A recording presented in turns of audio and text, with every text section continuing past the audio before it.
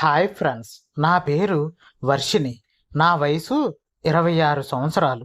నేను 3 సంవత్సరాల క్రితం ఒక అతనిని ప్రేమించి వివాహం చేసుకున్నాను.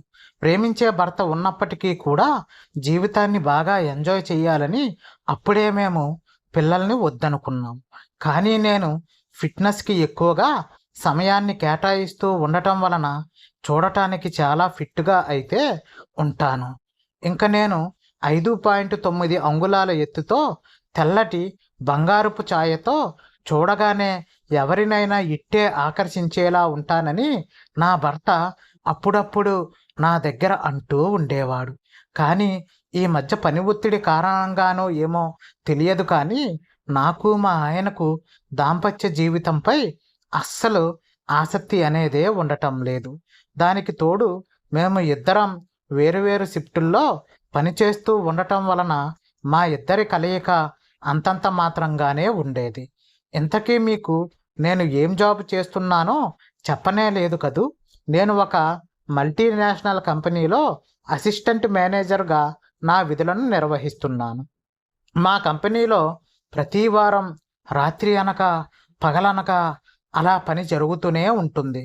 అందువలన నేను కూడా అప్పుడప్పుడు నైట్ షిఫ్ట్లో పనిచేయాల్సి వచ్చేది. మాకు కంపెనీయే రవాణా సౌకర్యాలను కూడా ఏర్పాటు చేసింది. అందువలన కంపెనీ రాకపోకలకు మాకు ఎలాంటి ఇబ్బంది అయితే ఉండేదే కాదు. అలా నేను మా కంపెనీ క్యాబ్లో ప్రయాణిస్తూ ఉండంగానే ఆ క్యాబ్లో డ్రైవర్ అయిన సురేష్తో నా దాంపత్యపు జీవితపు అనుభవాల గురించి పంచుకోవలసి వచ్చింది. అసలు ఏం జరిగింది అంటే, ఒకసారి నేను 3 నెలల క్రితం రాత్రి షిఫ్టులో ఉన్నాను. నా షిఫ్ట్ సమయం సాయంత్రం 5 గంటల నుండి ఉదయం 2 గంటల వరకు. ఆ సమయంలో ఒక వ్యక్తి మా కంపెనీ క్యాబ్ డ్రైవర్గా రెగ్యులర్గా వచ్చేవాడు. అతని పేరే సురేష్. అతనికి ఇంచుమించుగా ఒక 45 సంవత్సరాలు ఉంటాయి, కానీ చూడటానికి మాత్రం అంత వయసు కలిగిన వ్యక్తిగా అస్సలు కనబడడు. మొదట్లో నాకు అతనిపై ఎటువంటి ఆసక్తి లేదు, కానీ క్రమక్రమంగా నేను పనిచేస్తున్న నైట్ షిఫ్ట్ సమయంలో క్యాబ్లో ప్రయాణించేటప్పుడు మా ఇద్దరం సాధారణ విషయాలపై మామూలుగా మాట్లాడుకుంటూ ఉండేవాళ్ళం. అలా ఒకరోజు మాట్లాడుతూనే నేను డ్రైవింగ్ క్లాసులో చేరాలని ఆలోచిస్తున్నానని అతనితో చెప్పాను. వెంటనే అతను నన్ను అడిగాడు, మీరు ఏమీ అనుకోకపోతే ఆ డ్రైవింగ్ క్లాసును నేనే మీకు నేర్పిస్తాను, నాకు కూడా కొంచెం డబ్బు అవసరం అని. దాంతో మరి నీకు రాత్రి టైంలో ఎలా వీలు పడుతుంది అని నేను అతనిని అడిగితే, మీరు కూడా నైట్ షిఫ్ట్లోనే పనిచేస్తున్నారు కాబట్టి ఇంటికి వెళ్ళేటప్పుడు మనం ఒంటరిగా ఉంటాము కదా, ట్రాఫిక్ కూడా ఉండదు, కాబట్టి ఆ సమయంలోనే నాకు డ్రైవింగ్ను నేర్పిస్తాను అని చెప్పాడు. దాంతో అతను చెప్తున్న దానిపై నాకు కొంచెం అనుమానం ఉన్నప్పటికీ కూడాను ఫీజు తక్కువగా ఉంది కాబట్టి నేను కూడా అతను చెప్పిన దానికి అంగీకరించాను. అలా మరుసటి రోజు నా ఆఫీస్ టైం అయిపోయిన తరువాత నా మొదటి డ్రైవింగ్ క్లాస్ మొదలయ్యింది. దారిలో మేము నిర్మానుషంగా ఉన్న రోడ్డుని చూసుకొని, ఎలాగో అటువైపుగా వాహనాలు కూడా రావు కాబట్టి ఈ దారి సరైనది అని సురేష్ నాతో చెప్పాడు.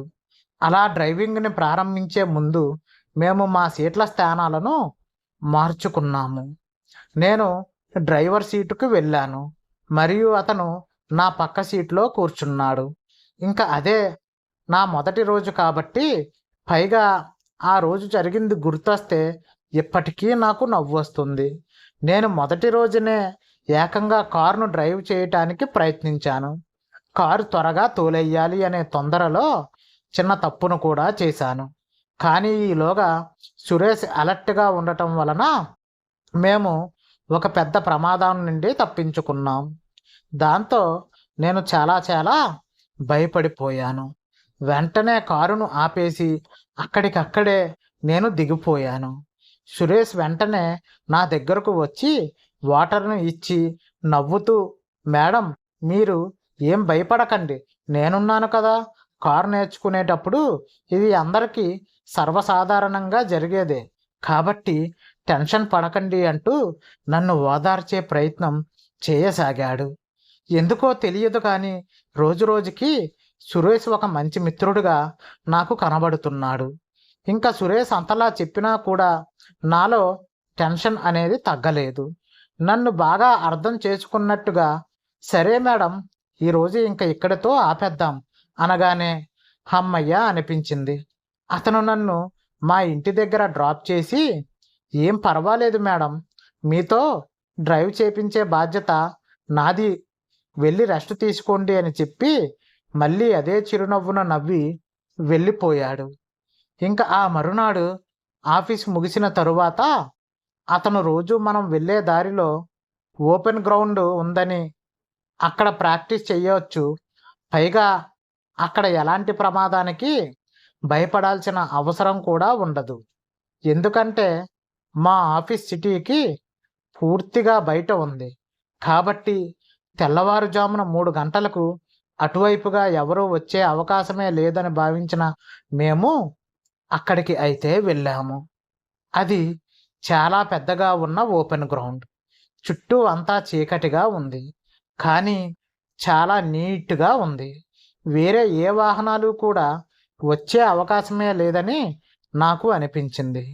ఈలోగా మరలా మేమిద్దరం సీట్లు మారిపోయాము.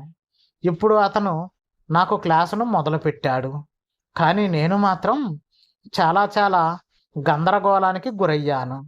ఒకసారి నేను బ్రేక్ బదులు యాక్సిలేటర్ను నొక్కినప్పుడు కారు వేగంగా ముందుకు వెళ్ళటంతో నాకు బాగా భయం వేసి కారును ఆపేశాను. దాంతో నాకు చాలా భయం అయితే వేసింది.